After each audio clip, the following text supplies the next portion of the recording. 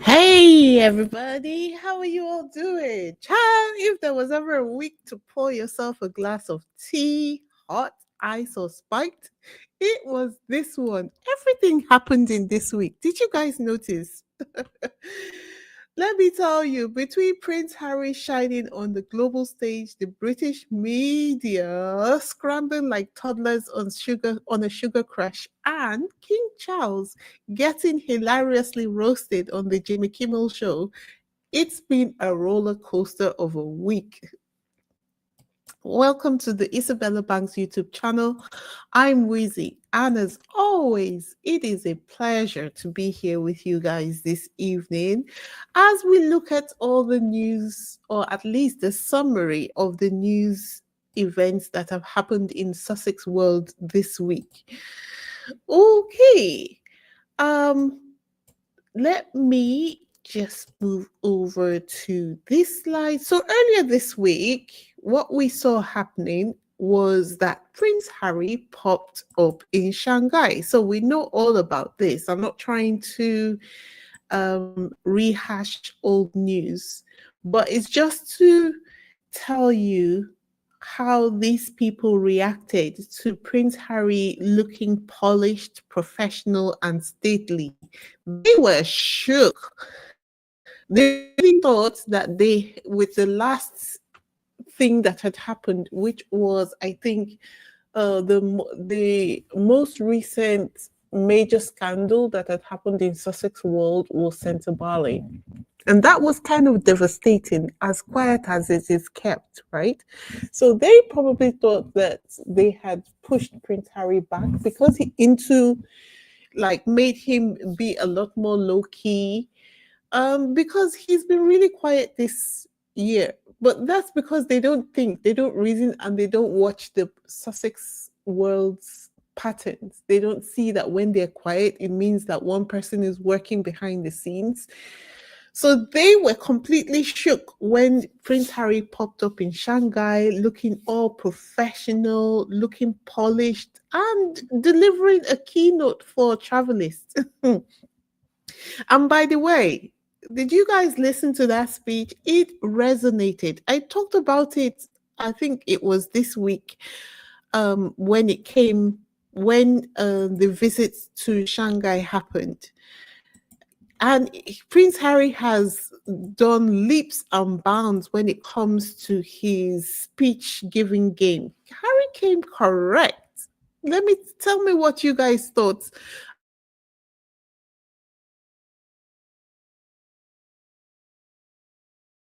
As I was saying, the British people, they could not handle that level of competence. They went immediately into a downward spiral. It's almost like they react with depression nowadays, but they just have to give the token outrage headlines. That's for the media, but in reality, they're almost like depressed with what they have left behind. Anyway, the British media babysitters immediately pulled the fire alarm, and the next thing you know, we had Matt Wilkinson's ugly face on our screens talking about, what did Prince Harry think he was doing? Did he think his China stunts would overshadow the King's Canada trip? If he thought so, then he was sorely mistaken. Well, let's talk about that Canada trip, shall we? Because the Canadians, while the British media were clutching their pearls, the Canadians stepped up and said, hold my maple syrup. These people right here are not our favorite royal couple. We want to see Harry and Meghan. I laughed so hard when I saw this.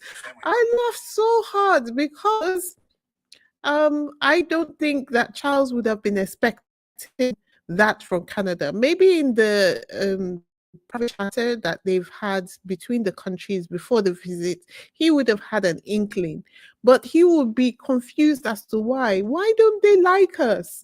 But anyway, did you guys hear the Quebec legislators' discussion on the in the National Assembly? If you didn't, let me play a soundbite of it for you now so you hear. That it emphasizes that a very strong majority of Quebecers feel no attachment to the British monarchy, that the National Assembly agrees to abolish the link between the state of Quebec and the British monarchy. Thank you, Mr. Leader.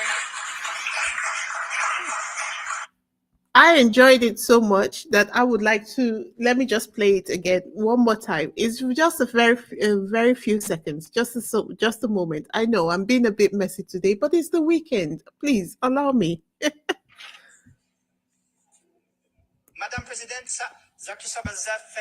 I seek the consent of the members of this assembly to jointly present with the leader of the second opposition group the following motion: that the National Assembly unequivocally affirms that it is the sole custodian of the democratic expression of the people, Quebecers. That it emphasizes that a very strong majority of Quebecers feel no attachment to the British monarchy, that the National Assembly agrees to abolish the link between the state of Quebec and the British monarchy. Thank you, Mr. Leader. Do you know what it was given to me? It was given. It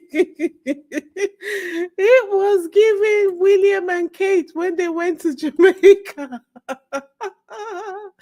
Because, wait, before I get into that, the world used to watch the royal family with fascination. But ever since Meghan joined, people have been watching with keener eyes, with a greater sense of awareness of what is really going on behind the scenes, just because they refused to treat a black girl right when she joined the team. So global audiences are seeing beyond the glitter and the old school charm. It's just not working anymore, you know? It's just not working anymore. The way the Quebec legislators side-eyed Charles and Camilla right off the stage was something to be. It's a precedent that seems is going to be set, I think, all over the world for those brave enough to do it. That was amazing. It was almost the votes that happened was almost unanimous in agreement. The only a few people who dissented from the motion that was passed to cut ties with the British royal family. Anyway, this is the beginning of them kicking the royal family out of Canada. And I know it's going to be a long process, but hopefully they'll be able to get out of the Commonwealth and remove the royal family's influence from Canada. You know, the older the world becomes, the less influence the royal family is having, which is good for them. And it's actually, I don't know why they don't expect it really. They always look shocked when countries say, we don't want you to be our head of state anymore. Why do they expect to be the head of state of a foreign country, of a country that is not yours? Meanwhile, you're over in your own country, kicking immigrants out of your country. I don't know, make it make sense. Anyway, and meanwhile, just before I move on from that, meanwhile, the immigrants from the country where you're head of state cannot come to your country where you've come from to be their head of state without a visa. And yet you want to remain in their country, in a foreign country, as head of state. I don't know how they might, I don't know whether they did voodoo all over the world and just made us accept the unacceptable without quibble. Or maybe it's the threat of firearms or foreign diplomacy. I don't know what they did, but they did something because the way I'm saying it, it seems like very logical, straightforward, and something that nobody in their right senses would agree to. But somehow we have foreign governments which have agreed to it and have given the British royal family and the British government the leverage that they have over countries that don't even belong to them. This is the reason why they have that much influence. The influence that I keep talking about, this right here is it. Anyway, moving on from that, while Harry is over here making power moves, the British media is fighting for narrative control like their paychecks depend on it. Oh, I forgot. Their paycheck do depend on it. Because shows like Vanessa have felt the impact of the narrative change, the narrative battle in the media this week. Look at this article, which says worrying time. Channel 5 bosses in crisis talks about future of Vanessa Feltz's show just 10 months after launch. People are tired. People are tired of the smear campaign. They're tired of the negativity, tired of recycled outrage headlines. They're tired of headlines or news that makes us want to unalive each other. They're tired of the sad news all the time. They're tired of the stress that they get from looking at the news all the time. And if I am saying that as a civilian, I wonder how people who are the target of smear campaigns feel. Anyway, this is why it was absolutely glorious when I saw the clip of Kimmel taking the mic online. Let me pull up his clip. Hold on a second. So, this just to tell you that people are taking note. And you know that Jimmy Kimmel is not necessarily a fan of Harry and Meghan, but he had to jump into the fun because, like I said, people are taking notes, and more people have taken notes since Meghan joined the royal family, and they have taken more note since the conflict with the royal family began. Hold on a second. Trump isn't the only elder statesman with a friend in need. King Charles was in Canada today to show his support for the Commonwealth during this difficult time. The King delivered an uncharacteristically fiery speech this morning in front of the Canadian Parliament.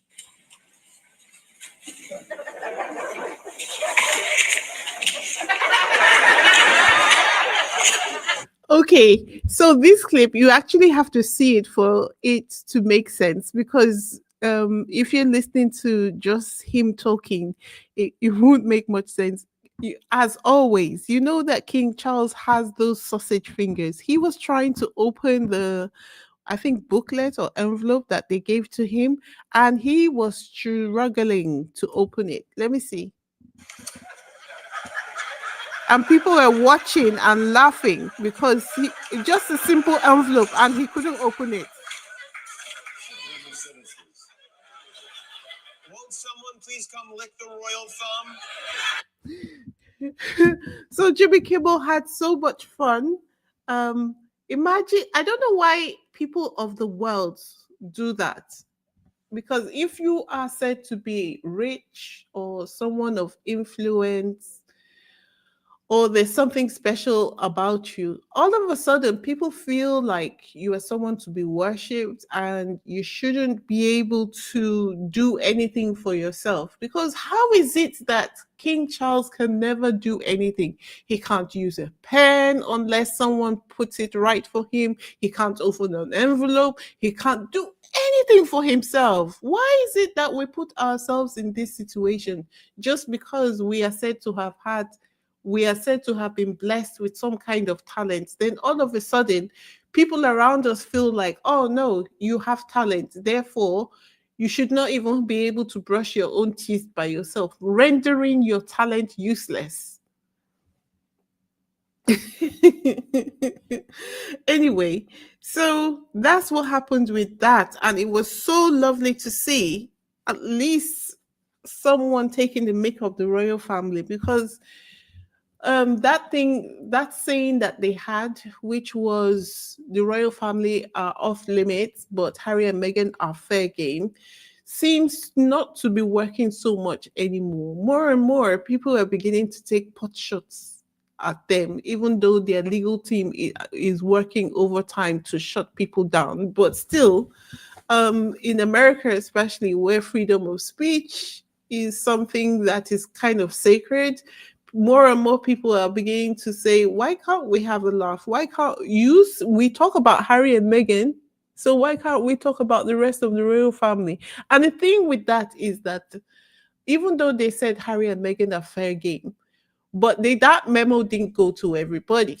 So the thing, and they can't control people in America, right? So more and more people will feel like, okay, if you people are talking about Harry and Meghan in this way, this means that royals can be spoken about in this way as well. Because what applies to one person applies to the next person as well. Anyway, while the media is dealing with Lady Karma, and while the royal family are also dealing with Lady Karma, because I just see Lady Karma sprinkling her petals all over the place, the UK's chief deranger herself, Samantha Markle, was also having a bit of a bother. Can you imagine fighting with your family in the media? Anyway, the Daily Mail reported that Samantha and her brother were duking it out in the media. Yep, it's giving Family Feud Markle edition. Their money must have run out. Money must have run out. Kevin says the more money Harry and Meghan make will shine a light on the freeloading welfare royals. Absolutely. So, what was happening in this case? Thomas Markle, can you see the article on the screen? So, Thomas Markle slams sister Samantha over jealousy. And then Samantha took to Twitter to respond to the article, to respond to her brother on Twitter. How disgusting. He says, this alcoholic mule needs to stop lying and mudslinging. Why am I the only one out here with pictures of her and with her over a lifespan? He only has a few from when she was small. Shut up, Tom Markle Jr. LOL. Imagine them arguing about who knew Meghan for longer on social media and in the newspaper. They have no class, they're so uneducated, so uncouth. No, thank the heavens that Meghan put some distance between her and that chaos called a family. Can I get an amen from the church?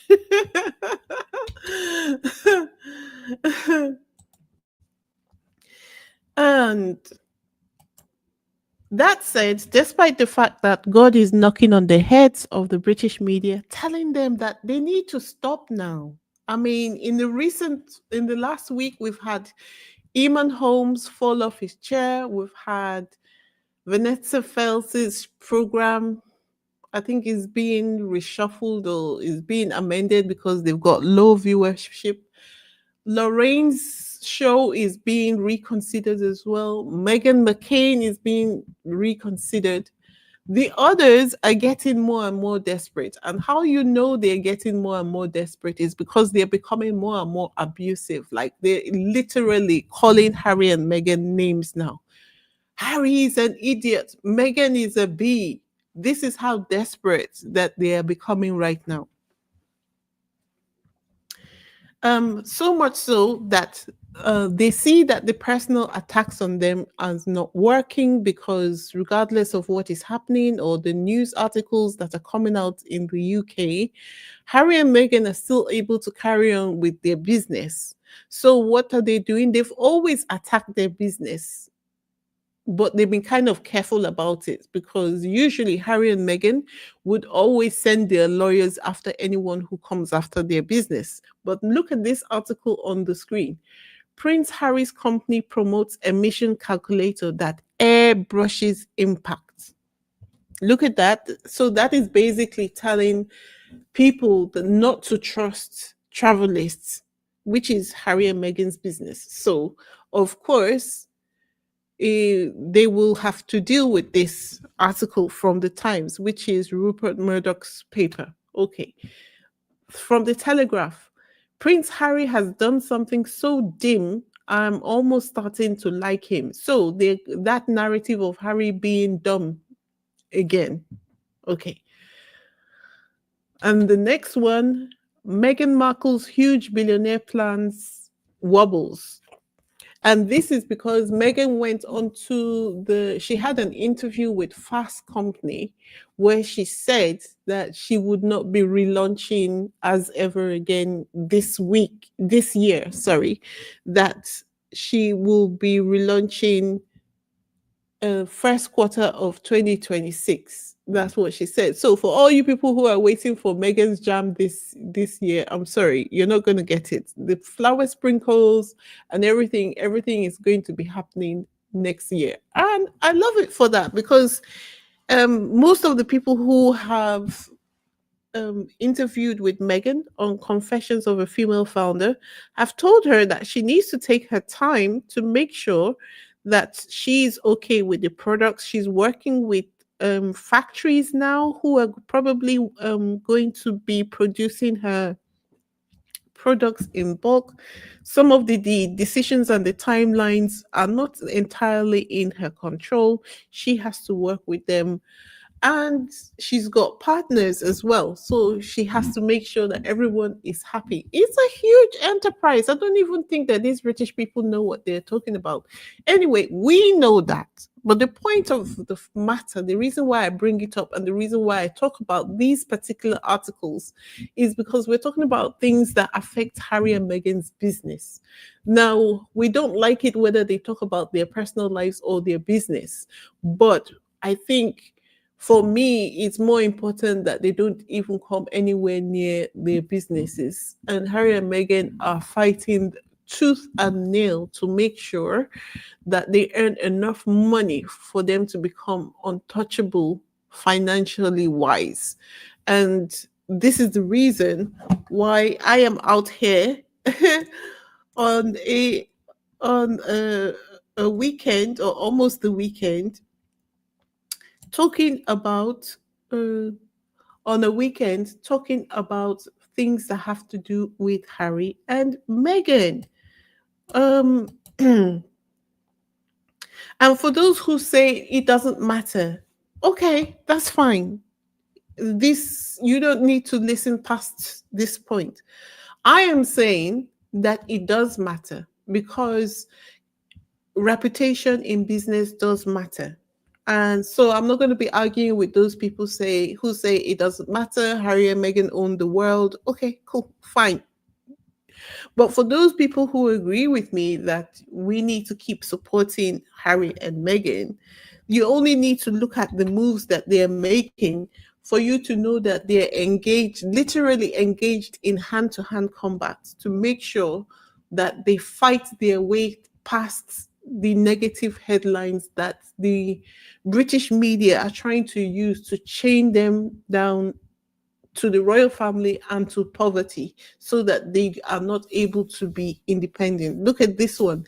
Prince Harry and Meghan Markle's communication team expands as Sussex team hires Method Communications to assist in efforts. Right. So you see, Harry and Meghan are fighting. And so that tells you that the battle is not yet over. And this is the reason why I remain committed to making sure that I continue working on my petition against the British media. I have had some people say, no, it doesn't matter. Harry and Meghan, the UN doesn't do anything. Well, as far as I know, the UN is the Supreme Court of nations, right? And what people who want or who have matters of international justice, who are fighting for matters of international justice, they usually go through the UN because it is something that allows you to bring the matter before other international, other countries.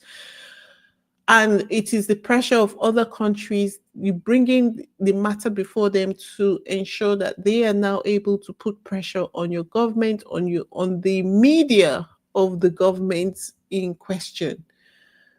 So while it might not entirely stop the action that is being complained about, but it then adds more weight to your complaint, right? And then the thing is, Outside of doing that, the alternative is to do nothing.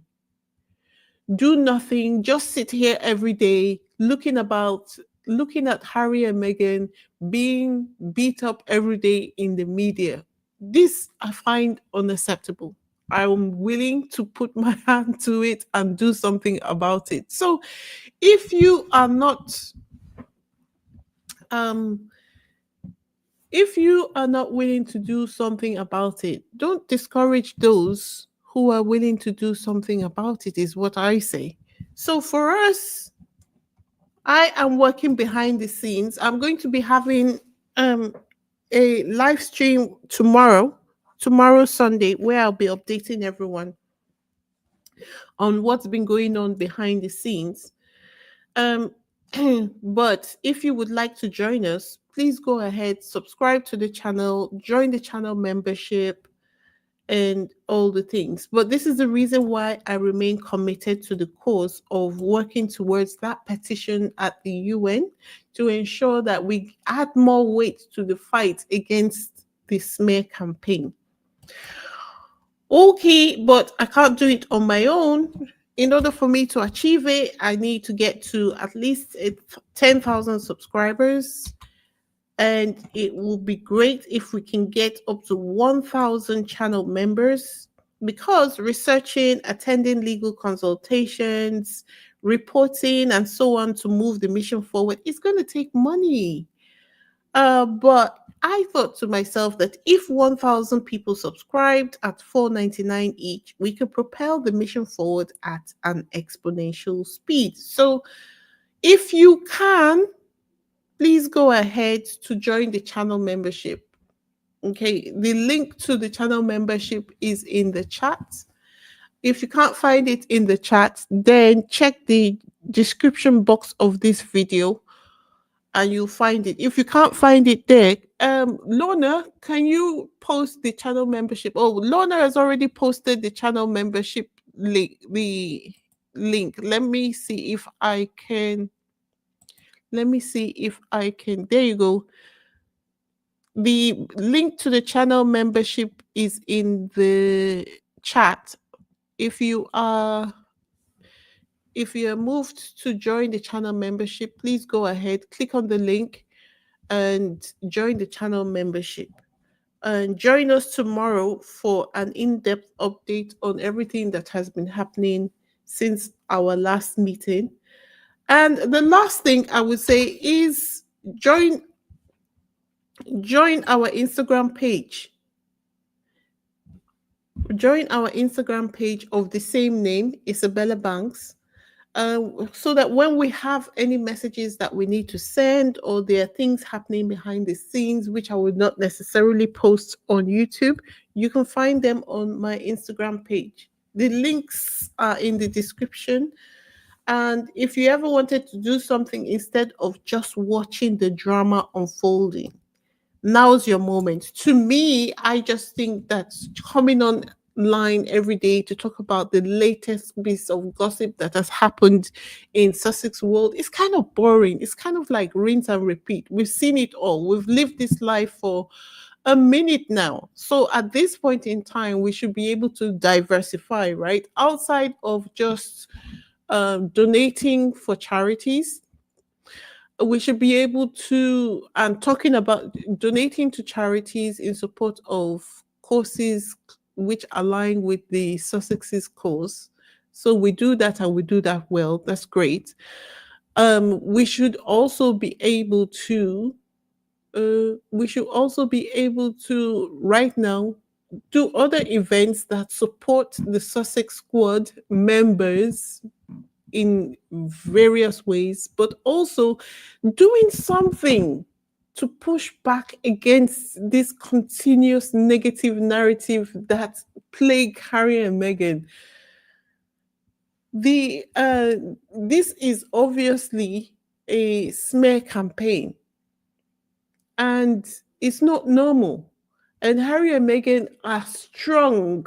And when I say strong, they are strong for having been able to live with it for the number of years that they have done, and even try to run a business at the level at which they have run their business so far. But if we are true fans of theirs, then we should be able to, if we are true fans of theirs, we should be able to get up and do something in support to help them push back against it. Let it not just be a Twitter fight. Let's also be able to break through the ring of negativity that surrounds them in the media. I would love to see us being able to break through and be among those channels that when you search for Harry and Meghan on YouTube, for instance, all the negative channels come up. I would love to be able to see the Sussex word breakthrough, and when they search for Harry and Meghan, these positive channels come up on top. How about that? When we search for Harry and Meghan on Google, the positive channels come up. And then for us to be able to run campaigns which bring more attention to the lies that the British media tell, I mean, people actually believe that people like Dan Wootton are telling the truth. They call them truth tellers. Meanwhile, it's all lies. But because we are cash strapped, literally, it makes the moving forward very difficult. So if you can support the mission, I am here willing and ready to do the work. Thank you so much for joining. Words do matter. Thank you for your new membership. And thank you, Lorna, for you gifted 2 new memberships to people. Thank you very much. Thank you, thank you, thank you. Anyway, not to bore you with my my own narrative. As I said, tomorrow I'm going to be hosting a members only live where I'm going to be spilling on the progress that we have made and the plans I have for the next couple of months. So bring your tea and probably your notepad if you're that type of person. Check the community page for the live stream time. As always, let me know your thoughts in the comment section. Were you shocked by Canada's clapback? Did the Samantha Thomas fight make you spit out your coffee? What did you think about Jimmy Kimmel's roast of King Charles? Did it make you laugh, or were you just feeling like, oh, this was so cringe? Drop your takes. I'll be reading and replying. Okay. I usually don't like to keep you on here for too long. So don't forget to, I'll be ending this video here. Don't forget to like, subscribe, and hit that bell. And I'll see you tomorrow.